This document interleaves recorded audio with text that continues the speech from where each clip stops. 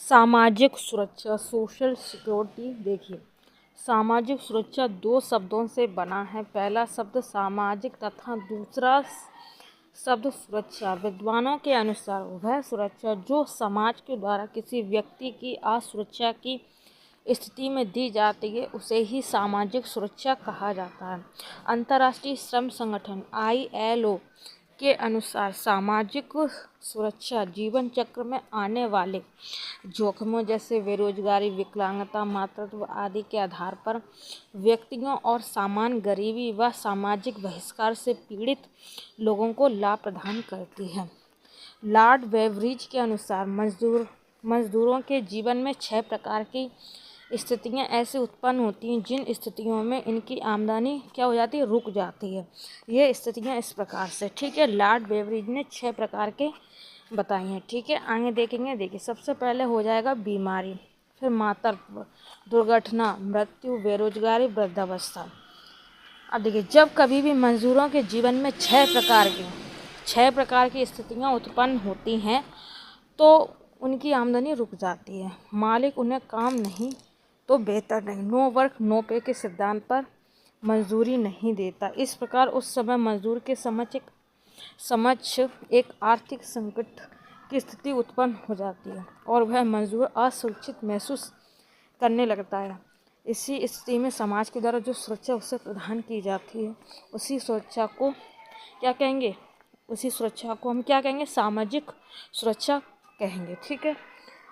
उपयुक्त बातों को देखते हुए निम्न 3 बातें सामने आती हैं। सबसे पहले सुरक्षा कार्यक्रम। सुरक्षा कार्यक्रम के द्वारा मुख्य रूप से मजदूरों को सुरक्षा प्रदान किया जाता है। दूसरा, खास परिस्थितियों के बदले सामाजिक सुरक्षा कुछ खास परिस्थिति में दी जाती है। पहला, बीमारी, मातृत्व, दुर्घटना, मृत्यु, बेरोजगार और वृद्धावस्था। समाज के द्वारा पाना। देखिए क्या है, देखिए सामाजिक सुरक्षा समाज द्वारा दी जाती है। इसमें संगठन बनाकर या सरकार द्वारा प्रत्यक्ष रूप से सुरक्षा प्रदान की जाती है। आगे देखेंगे सामाजिक सुरक्षा के उद्देश्य। सामाजिक सुरक्षा के उद्देश्य देखिए, आमदनी को बनाए रखना, आवश्यकताओं की पूर्ति के लिए सुरक्षा की भावनाओं का विकास करना, सामान्य जीवन जीने में मदद करना। सामाजिक सुरक्षा अस्थायी प्रकृति की होती है, ठीक है। समाज में उत्पन्न समस्या का रोकथाम करना, ये सब। आगे देखेंगे भारत में सामाजिक सुरक्षा के विकास का इतिहास। कहा जाता है कि सामाजिक सुरक्षा एक आधुनिक अवधारणा है जिसका विकास औद्योगिकरण के बाद प्रारंभ हुआ, ठीक है। लेकिन भारत के संदर्भ में विद्वानों ने कहा है कि भारत में औद्योगिकरण के पहले भी सामाजिक सुरक्षा की पद्धति पाई जाती थी। हमारे प्रारंभिक काल में सामाजिक सुरक्षा निम्नलिखित संस्थाओं के द्वारा दिया जाता था। पहला देखिए, मंदिर, मस्जिद, मठ, चर्च, गुरुद्वारा। संयुक्त पारिवारिक प्रणाली में जाति प्रथा, कृषि व्यवस्था, शिल्पी उद्योग में भी याद रखना। अब देखिए सामाजिक सुरक्षा की प्रकृति। सामाजिक सुरक्षा की प्रकृति को निम्न 2 भागों में विभाजित किया जा सकता है। पहला है कानूनी सामाजिक सुरक्षा, दूसरा है सामान्य सामाजिक सुरक्षा, ठीक है। अब देखिए, जब किसी देश को सामाजिक सुरक्षा प्रदान करने के लिए संविधान में कानून पारित कर दिए जाए और उन्हीं कानून के अंतर्गत सामाजिक सुरक्षा प्रदान किया जाए तो इस प्रकार के सामाजिक सुरक्षा को कानूनी सामाजिक सुरक्षा कहा जाता है। उदाहरण के लिए भारत में एम्प्लॉय स्टेट इंश्योरेंस एक्ट 1948 के अंतर्गत औद्योगिक श्रमिकों को सामाजिक सुरक्षा प्रदान किए जाते हैं। औद्योगिक श्रमिकों को सामाजिक सुरक्षा प्रदान की जाती है इसके द्वारा, ठीक है। जब किसी देश में सामाजिक सुरक्षा के लिए कोई कानून नहीं पारित किया जाए और बिना कानून के ही सामाजिक सुरक्षा प्रदान किया जाए तो उसे सामान्य सामाजिक सुरक्षा कह देंगे, ठीक है। सामाजिक सुरक्षा के तरीके। सबसे पहले सामाजिक बीमा, सामाजिक सहायता, सोशल इंश्योरेंस, सोशल असिस्टेंट। अब देखिए सामाजिक बीमा, इसके अंतर्गत सरकार कोई कानून या योजना बनाकर मालिक से अथवा मंजूर से अथवा दोनों से नियमित रूप से अंशदान लिया जाता है और इसी अंशदान से कोष का निर्माण किया जाता है। इसी कोष से श्रमिकों को बीमा तथा अन्य परिस्थिति में उन्हें लाभ प्रदान किया जाता है। इस प्रकार से अब इसमें देखिए सार्वजनिक बीमा भी आ जाएगा। फिर इसके उदाहरण होंगे ESI एक्ट 1948, ठीक है, कर्मकार क्षतिपूर्ति अधिनियम 1923 इत्यादि। अब इसमें देखेंगे सामाजिक सहायता में सामाजिक सहायता इसमें कोष का निर्माण अंशदान से न करके सरकार द्वारा सरकारी खजाने से किया जाता है। सामाजिक सहायता में, ठीक है, इसमें सरकार स्वयं श्रमिकों की सुरक्षा करती है। किसमें? सामाजिक सहायता में, ये याद रखना। आगे देखेंगे सामाजिक सुरक्षा की सीमाएं। कहा जाता है कि जो देश जितना ही गरीब होगा उस देश में सामाजिक सुरक्षा की उतनी ही आवश्यकता होगी, लेकिन उस देश के पास सामाजिक सुरक्षा प्रदान करने के लिए उतनी ही कम साधन भी होंगे, ठीक है। सामाजिक सुरक्षा की समस्याओं को चर्चा करते हुए ये भी कहा गया है कि सामाजिक सुरक्षा मजदूरों में काम से जी चुराने की भावना उत्पन्न कर देती है। यदि सामाजिक सुरक्षा लाभ बहुत अधिक हो तो मजदूर कभी काम करना पसंद ही नहीं करेगा। किसी भी देश में सामाजिक सुरक्षा की प्रणाली तभी सफलतापूर्वक कार्य कर सकती है जब मालिक, मजदूर, सरकार तथा श्रम संघ एक दूसरे के साथ सहयोग की योजना छोटे छोटे देशों में बहुत अधिक सफलतापूर्वक कार्य नहीं कर पाती।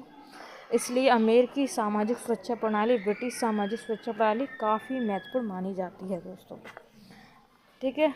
विगत वर्षों में पूछे गए जो प्रश्न हैं उनको सॉल्व कर लेते हैं। देखिए निम्नलिखित में से किसने यह सिफारिश की है कि संघ और राज्य सरकारों के लोक स्वास्थ्य व्यय साथ साथ इस प्रगामी रीति से बढ़ाए जाने चाहिए ताकि ये वर्ष 2025 तक सकल घरेलू उत्पाद के 2.5% तक पहुंच जाए। तो सी ऑप्शन राइट हो जाएगा। यहाँ पर कहा है 15वें वित्त आयोग में ये बात कही गई है, ठीक है।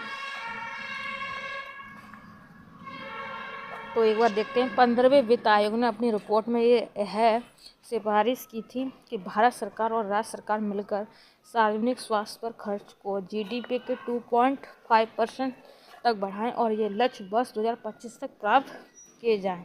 ये सिफारिश राष्ट्रीय स्वास्थ्य नीति 2017 के अनुरूप की गई है। अब देखिए कौन कौन से व्यय भारत की संचित निधि पर प्रभावित होते हैं।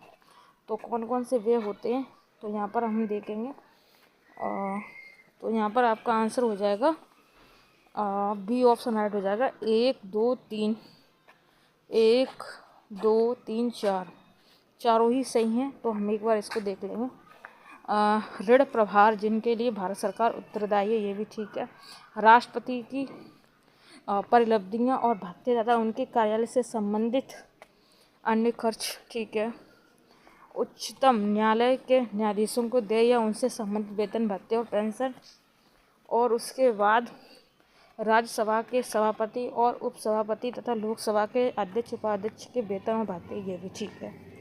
तो देखिए भारतीय संविधान के अनुच्छेद 266 भारतीय संविधान के अनुच्छेद 266 में भारत की संचित निधि की व्यवस्था की गई है। किसकी गई है? भारत की संचित निधि की। भारत की संचित निधि पर प्रभावित व्यय निम्न है।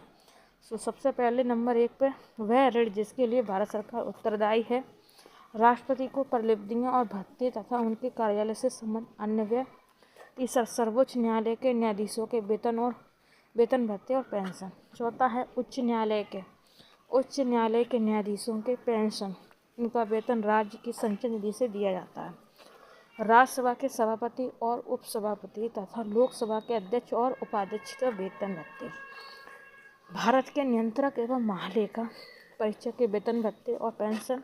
संघ लोक सेवा आयोग के वेतन, भत्ते और पेंशन। संसद द्वारा इस प्रकार घोषित कोई अन्य व्यय, ठीक है। तो ये सब हो गया। अब कथन दिए गए हैं, ठीक है। अब हमारे ये कथन दिए गए 2 उपरोक्त में से कौन सा सही है? तो केवल एक ऑप्शन सही है। तो केवल एक में क्या कहा गया है, देखिए किसी क्षेत्र की जनसंख्या में परिवर्तन, किसी क्षेत्र की जनसंख्या में परिवर्तन उस क्षेत्र के आर्थिक विकास का महत्वपूर्ण संकेतक होता है, ठीक है। दूसरा देखिए, किसी क्षेत्र की जनसंख्या में परिवर्तन उस क्षेत्र के सामाजिक उत्थान का संकेत नहीं होता है। सामाजिक उत्थान का, तो ये वाली बात गलत है, ठीक है। बाकी आपका एक ऑप्शन ठीक है, केवल एक हो जाएगा। अब देखिए, जनसंख्या परिवर्तन आर्थिक विकास का एक महत्वपूर्ण संकेत है, लेकिन ये सामाजिक उत्थान का भी एक संकेत होता है, ठीक है। इसको हम पॉजिटिव लेंगे, नेगेटिव लेंगे। जो नेगेटिव होगा वो वास्तव में ही गलत हो जाएगा, ठीक है, वो माना ही नहीं जाएगा। तो आप समझिए। आगे देखेंगे, मानव विकास के बारे में निम्नलिखित में से कौन सा कथन सही नहीं है। मानव विकास के बारे में कौन सा कथन सही नहीं है पूछा है, तो बड़े बड़े ऑप्शन दिए गए हैं, तो यहाँ पर आपका डी ऑप्शन राइट हो जाएगा। डी में कह रहा है नहीं पूछा है, तो डी देख लेते हैं। मानव विकास के कल्याण उपागम के अंतर्गत सरकार निजी उद्यमियों को कल्याण पर व्यय को अधिकतम करने के लिए संरचना और प्रोत्साहन देती है, तो नहीं देती होगी, ठीक है। बाकी और ऑप्शन देख लेते हैं, ये बिल्कुल ठीक है, ये देख लेते हैं। मानव विकास के आय उपागम की आधारभूत संकल्पना है यह है कि आय का स्तर व्यक्ति द्वारा उपयोग की जाने वाली स्वतंत्रता के स्तर को प्रतिबंधित करता है, ठीक है। ILO मानव विकास का मूल आवश्यकताओं का उपागम प्रारंभ में अंतर्राष्ट्रीय श्रम संगठन ILO द्वारा प्रस्तावित किया गया था, ये भी ठीक है। मानव गरीबी सूचकांक मानव विकास की कमियों को मापना, ये भी ठीक है। तो हमारा यहाँ पर आंसर डी था। मानव विकास के कल्याण उपागम का मुख्य फोकस सरकार द्वारा नागरिकों को बुनियादी सेवा देना होता है, जैसे शिक्षा, स्वास्थ्य, ना कि निजी उद्यमियों को, ठीक है। अब देखेंगे कौन सा एक मंजूर संघ सुरक्षा मापदंड नहीं है, तो यहाँ पर आपका आंसर कौन सा हो जाएगा, तो यहाँ पर आंसर हो जाएगा सी ऑप्शन राइट हो जाएगा। संघ मुक्त प्रतिष्ठान प्रणाली, ये नहीं है, बाकी ये सब होंगे, ठीक है। आपका सी ऑप्शन नहीं है आंसर, ठीक है। अब देखिए, इसको पढ़ देते हैं। संघ मुक्त प्रतिष्ठान प्रणाली ओपन सोर्स सिस्टम ऐसी व्यवस्था है जिसमें प्रतिष्ठान के कर्मचारियों को किसी मंजूर संघ की सदस्यता लेना अनिवार्य नहीं होता है। इस वजह से मंजूर संघ के सामाजिक सुरक्षा से क्या कर देते, बाहर है वो, ठीक है। केंद्रीय स्तर पर कार्य करने वाला संवैधानिक तंत्र निम्नलिखित में से कौन सा है। केंद्रीय स्तर पर कार्य करने वाला संवैधानिक तंत्र, तो यहाँ पर आपका डी ऑप्शन राइट हो जाएगा, कर्मचारी राज्य बीमा निगम, ठीक है। ठीक है, कर्मचारी राज्य बीमा निगम ESIC केंद्रीय स्तर पर कार्य करने वाला संवैधानिक तंत्र है। इसकी स्थापना 1948 के एक अधिनियम के द्वारा श्रम एवं रोजगार मंत्रालय के तहत की गई थी। श्रमिक की नागरिक संकल्पना निम्नलिखित में से किसके द्वारा वर्णित होती है। श्रमिक की नागरिक संकल्पना, तो यहाँ पर आपका आंसर हो जाएगा सी ऑप्शन। श्रमिक को यह अधिकार है कि जिन निबंधनों और शर्तों के अंतर्गत उसे काम करना है उनके संबंध में उससे परामर्श किया जाए, ठीक है। तो यहाँ पर आपका सी ऑप्शन राइट हो जाएगा, ये वाला सी ऑप्शन। अब देखिए, जब श्रमिक को यह अधिकार हो कि जिन निबंधों एवं शर्तों के अंतर्गत उससे काम करना है उनके संबंध में उससे परामर्श किया जाए, तब इसे श्रमिक की नागरिक संकल्पना कहते हैं। भारत के संविधान की 7वीं अनुसूची के अंतर्गत राज्य सूची में आने वाला बिंदु निम्नलिखित में से कौन सा हो जाएगा।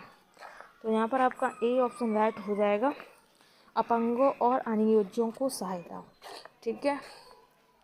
अब देखिए, अपंगों एवं अनुयोज्यों को सहायता प्रदान करना भारतीय संविधान की 7वीं अनुसूची के अंतर्गत आने वाले राज्य सूची का विषय है। राज्य सूची में मूल रूप से 66 विषय हैं, परंतु वर्तमान में इसमें 61 विषय हो गया। यह पूर्व धारणा कि मनुष्य स्वार्थी और स्वकेंद्रित है और यहाँ तक कि वह दूसरों की कीमत पर भी हमेशा अपने स्वार्थों को पूरा करने का प्रयास करता है, श्रमिक कल्याण के किस सिद्धांत की व्याख्या करता है। तो यहाँ पर आपका बी ऑप्शन राइट हो जाएगा, पुलिस थ्योरी पर, पुलिस सिद्धांत पर। श्रमिक कल्याण से संबंधित पुलिस सिद्धांत इस पूर्व धारणा पर आधारित है कि सभी मनुष्य स्वार्थी होते हैं, इसलिए श्रमिक कल्याण की दिशा में बढ़ने के लिए नियोजकों को बाध्य किया जाना चाहिए। अब इतना बड़ा प्रश्न है, देख लेते हैं। समाज के एक सदस्य के रूप में प्रत्येक व्यक्ति को सामाजिक सुरक्षा का अधिकार और प्रत्येक प्रयास और अंतर्राष्ट्रीय सहयोग के माध्यम से अपने व्यक्तित्व के स्वतंत्र विकास और अपनी मान मर्यादा के लिए अपरिहार्य आर्थिक, सामाजिक, सांस्कृतिक अधिकारों की प्राप्ति का वह अपराध है। सामाजिक सुरक्षा के महत्व को बल देने वाला यह कथन किसमें अभिव्यक्त किया गया है दोस्तों? तो ये आपके 4 ऑप्शन दिए गए हैं। पहला ऑप्शन बता देते हैं, मानव अधिकार का सार्वभौम घोषणा, ILO की फिलाडेल्फिया घोषणा। सी ऑप्शन प्रथम राष्ट्रीय श्रम आयोग की रिपोर्ट।